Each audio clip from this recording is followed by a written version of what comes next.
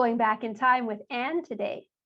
Several years ago, ASaP recorded videos of educators using pyramid model practices in their rooms.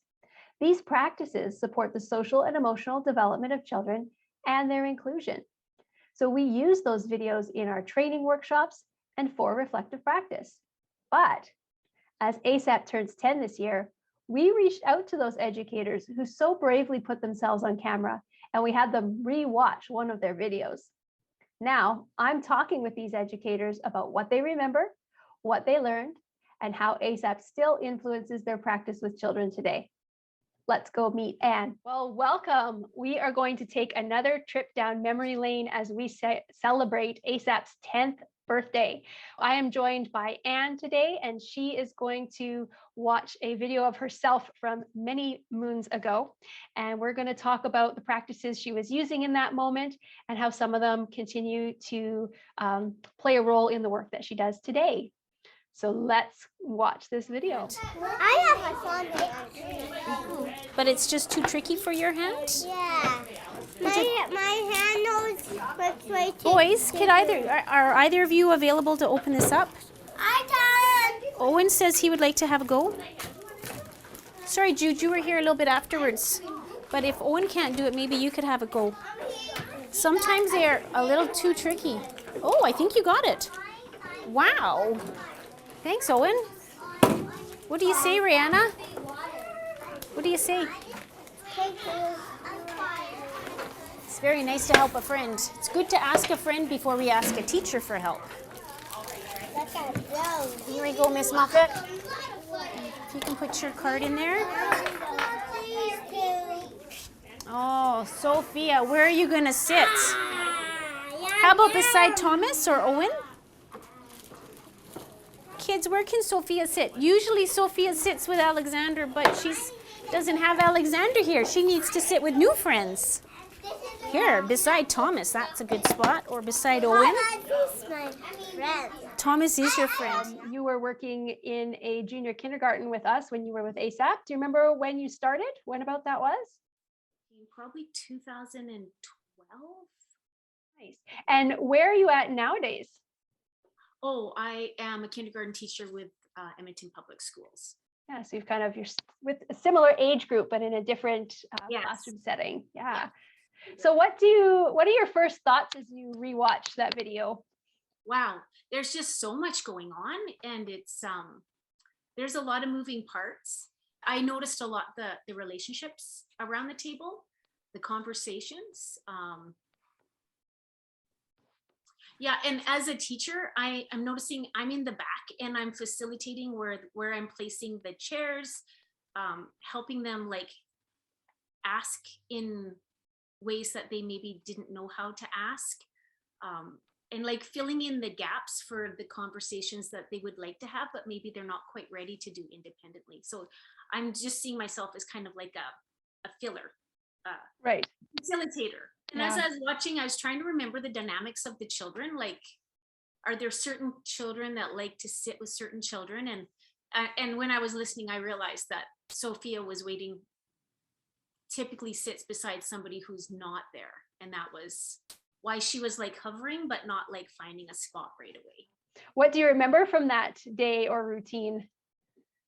Snack time is really essential for the conversations that happen between teacher and students and students and students. And we didn't want like a sit down snack. We wanted a free flow snack so that the kids could come when they wanted. We didn't have to stop their play, but if you like to eat early, you could have your snack early. And if you liked it later, you could finish we just wanted it to be like more like in rhythm with playtime. And we had a basket with their name card. And so we put their name cards out, and then as they had snack, either they put them in the basket or they pulled the name card out to help us keep track, because everybody needed to have a stop down, like sit for snack. Yeah, it's good regulation.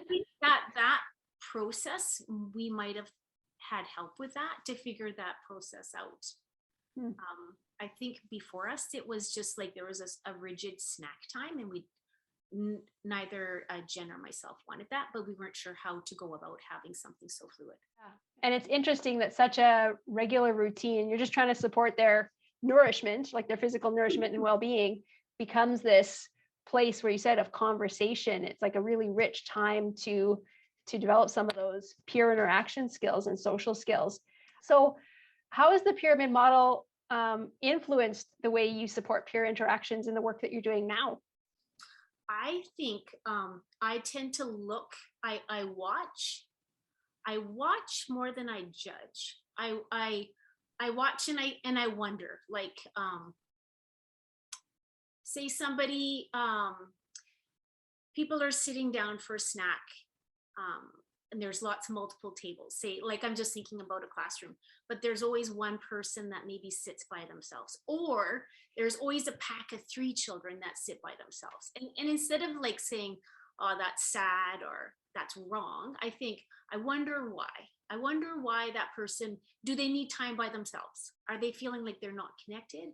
Or is that little triangle, do they feel like they don't know how to extend their friendship? Do they just feel safe? So I guess I do more watching and wondering, and then just asking, I'm noticing that you're sitting here by yourself.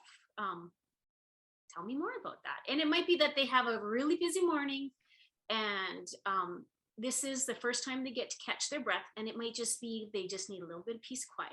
Or it might be that they are feeling lonely and they don't know how to reach out to somebody. So then if that's the case, then it's a matter of, I wonder who might feel like somebody that you'd like to try with, and can I help you, and could we sit down and have a snack together? I think that speaks to a really big piece when we support children and their friendships, their peer interactions. We want to meet them where they're at too, right? We don't want to force them to socialize when they're not in a place when they can do that, that they're not regulated, or that, and sometimes we know there are some people who do better socially when they have that time for themselves. And so that's some really keen observation to recognize that. Does this and ask, does this child just need some space so they can better engage with their peers later? Or yeah, are they, yeah, that feeling disconnected. Those are 2 very different things. Yeah. And it's such a normal routine, right? Being able Yeah, to. and typically it's a time when there's great conversation, like it's relationship building, typically. Snack time is. So I think also knowing that there's time for observation, but there's also, like, it's really important to make sure that there's time when you're just sitting and not being busy and not facilitating, but being just part of it and being at that level. Yeah. Definitely a dance between Building the relationship, right? Because if they want to tell you something or they want to try something that they feel insecure about, you need to have that relationship. And kind of the snack table and the Play-Doh table are the tables where I find you build those really, really strong relationships. That's interesting you say that, because we talk a lot about regulation these days with ASaP. And I know when we talk about emotional regulation, biological regulation comes first. So that's what's happening at snack. You're getting the food to give you the energy. So you're regulating that way. And Play-Doh is actually quite a regulating activity, because there's a lot of like deep pressure in the rolling and the squeezing and the pushing, especially if it's like that plasticine, that thick stuff. So also a naturally regulating activity. And when we're regulated, we make the best connections with others. So it's interesting that you've noticed that, those 2 routines in particular really open up this rich opportunity for connection, partly because there are people gathered, but also because everybody's feeling pretty calm. Yeah. I remember you told me when we met before this video that you are currently teaching online, right? So how does nurturing peer interactions look in a digital space? Yeah, really interesting. And it's been really actually fascinating. But we do things like, tell me about what flags represent your family. Tell me about where your family's from, or what do you celebrate? Because those are things that we would naturally do over Play-Doh often, because we're making the food from our home, or we're preparing food like we do at or we're using the words for food from our home. So we talk about bread, like what kind of bread does your family eat? Where's your family from? What do you celebrate?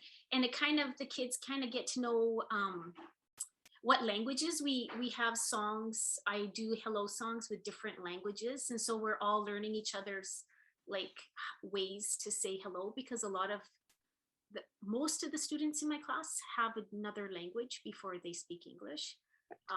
And that kind of just helps them understand each other's world, because otherwise they don't see each other's world. This year, every Tuesday, all we do in the morning or the afternoon on a Tuesday is show and share. And they get to bring something to the screen, or they get to sing or play their recorder or their guitar or whatever it is.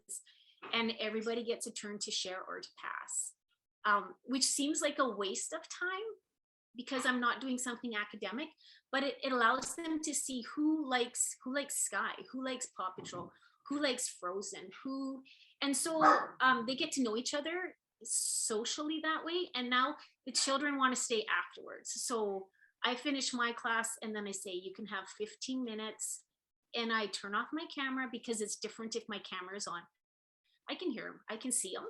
They just don't want to see me, and then they play. Sometimes they're all coloring, and then they show each other what they're drawing, or sometimes they're playing Lego, or sometimes I've had where, as crazy as this seems, I'll have 4 or 5 children, and they're all acting the scene of going to the hospital in an ambulance, and one will be driving, and one will be like having the emergency, and another one will be like it's just unbelievable how they can navigate that. And they're all just like little squares on the screen. And I have small groups, and some of my small groups have become little friendships. Not all of them. Some of them just make the deepest connections. Like when you're describing how you say you open this up for them, or you kind of get this going and then you turn off your camera, you step back, but you can still see everything. And it's almost like you're doing that perimeter around the snack table, right? Like you're like, okay, I'm there, I can facilitate if needed, but it's their conversation, it's their play. So you're able to observe to be able to support those peer interactions going forward. So it's, yeah. So we talked a lot about peer interactions in this conversation because that's what the video is about. Is there anything else from your time with ASaP that really stands out to you today in your current role and the work you do? Yeah, I think a lot of it is like shoulder to shoulder work. Like, I think with the peers, like with, as a team, with the children, and then also like with the parents, and then also with your mentors. Like, I think it's like just the strength of having open conversation. I think that's what it is. Yeah.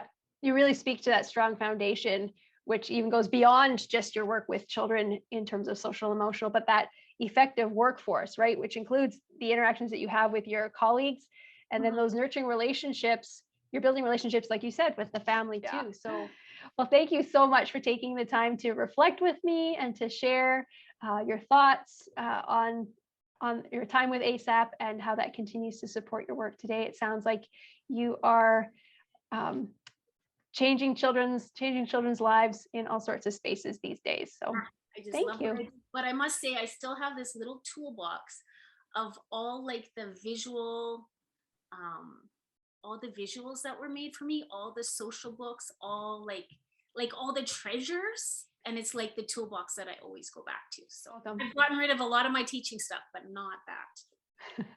Well, I'm glad it stands the test of time. It does. It really, really does. It's so good. Yeah. Here's to another 10 years. Yeah. Awesome. Yeah.